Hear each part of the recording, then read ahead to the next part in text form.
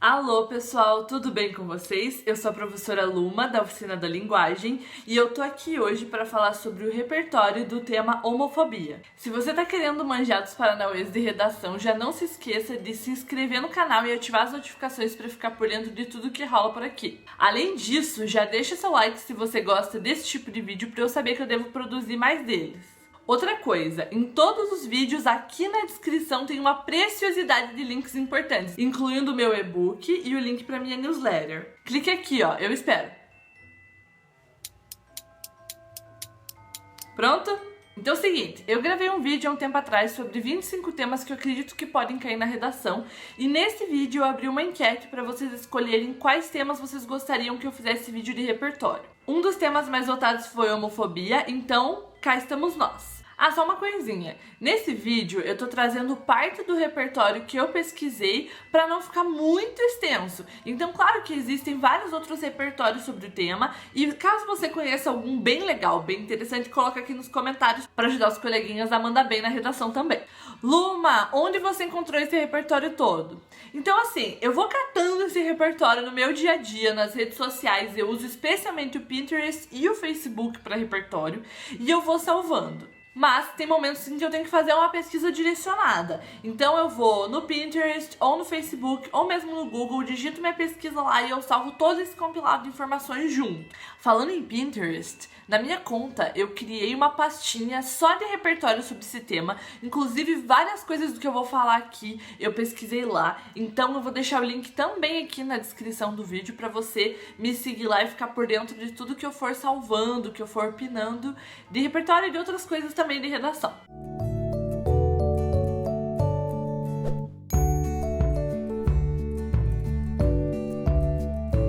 Então, para contextualizar, a homofobia é um tema que está sendo relativamente bastante discutido, talvez não bastante discutido com a seriedade que deveria nesse ano, mas é um tema que está sim em alta e tem gerado algumas polêmicas. Eu selecionei algumas informações para a gente começar a pensar sobre ele. Quando eu vi que homofobia foi um dos temas que ganhou lá na enquete onde vocês votaram, eu não pude deixar de lembrar automaticamente do documentário Laertes da Netflix.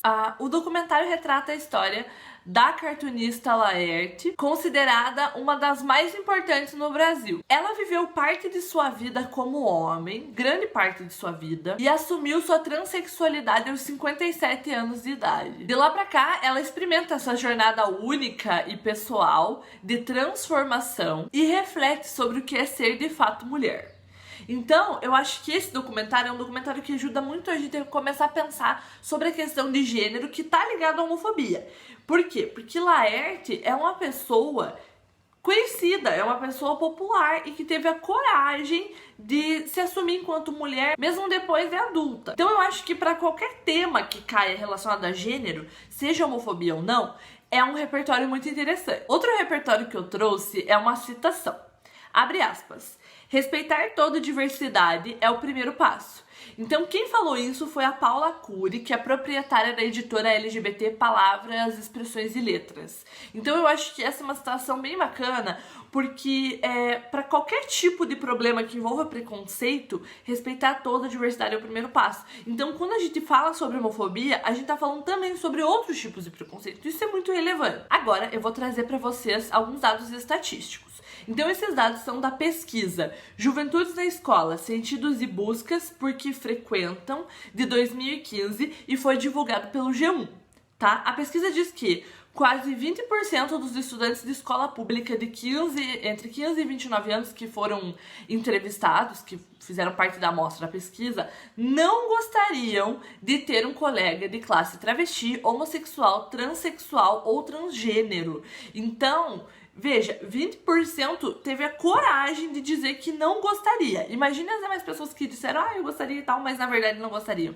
Então, isso é um número muito grande e muito, muito, muito preocupante. E aí tem uma informação extra, sendo que no caso dos meninos, esse percentual sobe para 31%. Então a gente percebe que a homofobia, ela tá também relacionada à questão de gênero, né? Sem dúvida. Então já falamos sobre documentário, citação, dados estatísticos e agora eu trouxe uma notícia. Essa notícia é de junho de 2016, ano passado, mas a gente sabe que esse tipo de coisa ainda é atual, tanto que se tá cotado para ser um dos temas que podem cair na redação esse ano, então é um tema atual sem dúvidas. Essa notícia é a seguinte: atirador abre fogo em boate gay em Orlando e deixa mortos e feridos. Então esse incidente aconteceu numa boate em Orlando às 3 horas da manhã no horário de Brasília, em junho de 2016, e segundo os dados da polícia, 50 pessoas morreram e 53 pessoas ficaram feridas. Então isso é muito, muito, muito sério, porque foi alvo desse tipo de violência numa boate simplesmente por ser uma boate gay. Tá? Então a homofobia mata, sem dúvida a homofobia mata, e isso é uma das coisas a serem consideradas, porque na redação de vocês é importante que, caso esse tema caia, ele seja tratado com muita seriedade, com a seriedade devida, de acordo com esses fatos que têm acontecido e tudo mais, tá bem? Para contextualizar, eu encontrei um infográfico, tá? Que traz algumas informações e é de junho de 2017, então tá bem atualizado. Eu vou analisar algumas informações aqui com vocês. Então, a primeira informação é sobre a comunidade LGBT no Brasil. A gente tem, de acordo com essa pesquisa, 18 milhões de pessoas, aproximadamente 8,7% da população que se considera LGBT. Existem mais de 60 mil casais gays no Brasil. A comunidade LGBT movimenta 150 bilhões de reais por ano no Brasil. Então, esses três dados que eu trouxe agora demonstram o quê? Que a comunidade LGBT no Brasil, ela é sim representativa e ela merece sim ser ouvida e, no mínimo, respeitada. Então, isso precisa estar na redação de vocês. Porque muitas vezes a comunidade LGBT, ela é vista como uma exceção à regra. E quando a gente vê esses números, são números significativos. Isso de acordo com essa pesquisa que analisou quem se propôs a ser analisado, quem respondeu isso. Então, os números são grandes sim, é uma comunidade grandemente representativa no Brasil que precisa ter seus direitos ouvidos. E aí tem alguns dados aqui sobre a comunidade LGBT no mercado de trabalho. A pergunta que eles fizeram foi: você já viu ou ouviu algum tipo de homofobia no ambiente de trabalho? E os brasileiros, 68% da resposta dos brasileiros foi sim. Então mais da metade das pessoas assumiu que já viu ou ouviu, se não já cometeu alguma dessas ações de homofobia no ambiente de trabalho, que é um ambiente tecnicamente neutro. Quando eu digo neutro, eu quero dizer que é um ambiente no qual a sexualidade não necessariamente influi, né? O profissionalismo não necessariamente está relacionado à sexualidade. Nesse caso, a gente ganha de lugares como a Eslováquia, até mesmo a Índia, a França e a Austrália. Sem falar que a homofobia custa caro para a economia brasileira. De acordo com dados do IBGE, a homofobia custa 405 bilhões de dólares para a economia brasileira em termos de produtividade, turnover e processos judiciais. Então, se além da questão social a homofobia não faz sentido, ela também não faz sentido para a questão da economia. Ou seja, não tem como defender. Mais alguns números sobre a comunidade LGBT no mercado de trabalho. 41% afirmam ter sofrido discriminação por sua orientação sexual ou identidade de gênero em ambiente de trabalho. Então veja, 41% afirmam ter sofrido e 68% afirmam já ter presenciado, mesmo não sendo com eles, mas já presenciaram esse tipo de coisa. Agora, olha esse dado que é alarmante. 33% das empresas brasileiras não contratariam pessoas LGBT para cargos de chefia. Isso é muito sério, porque essas empresas simplesmente assumiram para essa pesquisa, lembrando que a pesquisa ela conta só com as pessoas que respondem, né? E não necessariamente as pessoas que respondem com sinceridade. Então esse dado pode ser maior ainda. E 33%, ou seja, 1/3 das empresas brasileiras afirmou que não contrataria pessoas LGBT para cargos de chefia, ou seja, para cargos que servem para liderar um grupo. 61% da comunidade LGBT declarou que prefere esconder a sua sexualidade dos colegas de trabalho e especialmente dos gestores. E olha esse dado, 90% dos travestis estão se prostituindo, de acordo com essa pesquisa, por não terem acesso ao mercado de trabalho, mesmo que seus currículos sejam interessantes. O Senado realizou uma pesquisa e perguntou para as pessoas: deve ser crime quando alguém tratar mal uma pessoa porque essa pessoa é homossexual? E 77% das pessoas responderam que sim no Brasil, mas mesmo assim, fora esses 77%, as demais pessoas responderam que não. Nessa mesma pesquisa foi analisada a faixa etária das pessoas, e os dados demonstram que até 40 anos, 82% votou que sim, né? Ou seja, que bom, que deve ser crime. De 40 a 60 anos, esse número já diminuiu em 10% para 72%. E mais de 60 anos, esse número caiu ainda mais e acabou em 65%. O que isso demonstra pra gente? Que a homofobia no Brasil e no mundo, ela tá muito relacionada também a um legado histórico e cultural. O número de pessoas que votou para não ser crime aumentou de acordo com a idade da pessoa. Então isso demonstra pra gente que tá relacionado sim a um legado histórico-cultural. Outra coisa interessante de ser falado é que a homofobia é crime. Primeiro, uma informação básica, assim, um dado concreto básico: a nossa Constituição, que defende o princípio da isonomia, no qual todos devem ser tratados igualmente. Mas ainda existe a PL 122/06, que é a Lei Anti-Homofobia. Esse projeto de lei, ele data de 2006 e ficou 8 anos no Senado ali, ó, cozinhando, sem obter o apoio necessário para virar uma lei de fato. E o principal objetivo do projeto era criminalizar a homofobia, tá?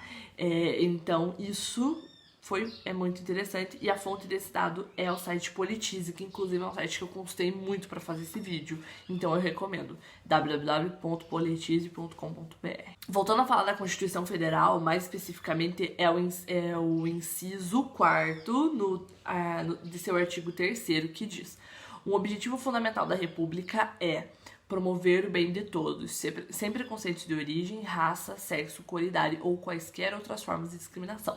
Isso é uma citação direta, tá? Tirada diretamente da Constituição Federal. Há também o programa Escola Sem Homofobia, que foi lançado em 2004, tá? Por meio do programa Brasil Sem Homofobia. Então, existe o programa Brasil Sem Homofobia, e parte dele é destinada às escolas, porque entende-se que a educação é um dos meios de se combater a homofobia. E aí surgiu, então, o Escola Sem Homofobia, que é um programa didático destinado a alunos do 6º ou 9º ano, então alunos do Fundamental 2, que seria lançado no ano de 2011. Mas ele foi rapidamente criticado e apelidado de kit gay. Vocês devem lembrar disso.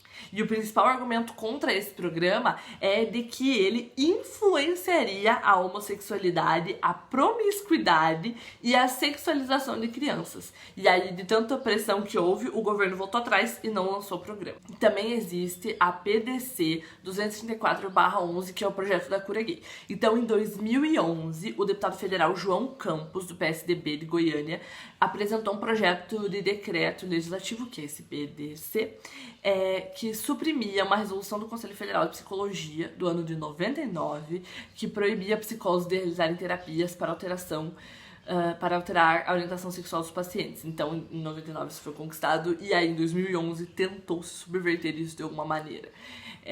Essa orientação de 99, ela estava baseada no entendimento de 91 da Organização Mundial de Saúde de que homossexualidade não é uma doença.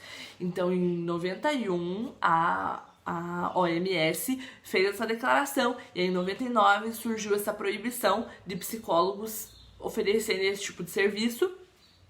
Mas a PDC 234/11 do deputado João Campos tentou subverter isso e liberar essa possibilidade de tratamento psicológico. Claro que esse projeto foi duramente criticado pela comunidade LGBT e pela comunidade de psicólogos, porque se a homossexualidade não é uma doença, não existe por que ela ser tratada, não é mesmo? Existe também a resolução 175 do CNJ, que é com relação ao casamento homoafetivo no Brasil. Então, em 2013, né, o Conselho Nacional de Justiça, o CNJ, aprovou uma resolução que obriga todos os cartórios do país a celebrar casamentos civis de casais homoafetivos. Isso foi uma conquista imensa, imensa mesmo. Agora eu vou falar sobre um filme, tá? O filme se chama Orações para Bob, e conta a história de Bob, que é um garoto de uma família tradicional americana, extremamente homofóbica, e isso acaba perseguindo ele, já que ele é gay, e quando a mãe dele escuta rumores sobre a homossexualidade do menino, ele não é aceito por ela. Então todos da família, lentamente, aceitam, né, vão se acostumando com a ideia de que Bob é gay, menos a mãe, que acha que Deus e a igreja podem o curar, e isso acaba destruindo ele de forma irreversível. Eu não vou dar spoiler, mas tá, fica a dica aí pra assistir e se emocionar com essa história, que sem dúvida é um repertório maravilhoso. E agora eu vou indicar um filme que eu amo, e toda oportunidade que eu tenho de relacionar ele a algum tema eu relaciono, que se chama O Jogo da Imitação, tá? Que conta a história do Alan Turing, o criador do computador. Então, durante a Segunda Guerra Mundial, o governo britânico monta uma equipe que tem por objetivo quebrar um enigma do exército alemão. E aí, ele é chamado, né, o Alan Turing, representado pelo ator, eu vou tentar falar esse nome, mas não sei se eu consigo, Benedict Cumberbatch. Não sei, mas ele é ótimo de qualquer maneira. E aí, ele é chamado, ele é um matemático de 27 anos, que é estritamente lógico e focado no trabalho, e ele tem problemas de relacionamento com todo mundo à sua volta e tudo mais. Então, ele vai pra lá, para os Estados Unidos, ele lidera a equipe, ele consegue resolver todo o Paranauê lá, decifrar por meio do computador. Então, ele é o criador do computador, ele criou o primeiro computador de todos, lá na Segunda Guerra Mundial. Beleza, parabéns, ele constrói essa máquina, que é o computador e tudo mais, e ele decifra esse enigma em apenas 18 horas e tal, parabéns. Pós-guerra, né, a Alemanha perdeu a guerra por conta dele, por conta da descoberta dele e do enigma, que foi ele quem decifrou. Ele volta pra Inglaterra, só que na Inglaterra, na época, ser gay era considerado crime, então ele é obrigado a tomar remédios de castração química. E eu acabei de dar spoiler, desculpa, mas eu amo esse filme e eu acho ótimo porque demonstra o reconhecimento que não foi dado a alguém que teve um papel fundamental para aquela galera que o contratou, e é um reconhecimento que não rolou, tipo, a história ficou em off, o nome dele ficou em off, pelo que eu soube, e aí somente agora, há pouquíssimo tempo, quando foi feito filme, concorreu ao Oscar e tudo mais, que ele recebeu o devido valor, né, ao trabalho dele. Então, simplesmente pelo fato dele ter sido gay. E é uma história muito, muito, muito triste e muito interessante, um repertório ótimo também. Então é isso, eu espero que eu tenha ajudado vocês a ter um pouquinho mais de repertório pro tema homofobia. Não deixe de conferir os links aqui na descrição e depois me conta como foi usar esse repertório na redação. Feito? Então feito!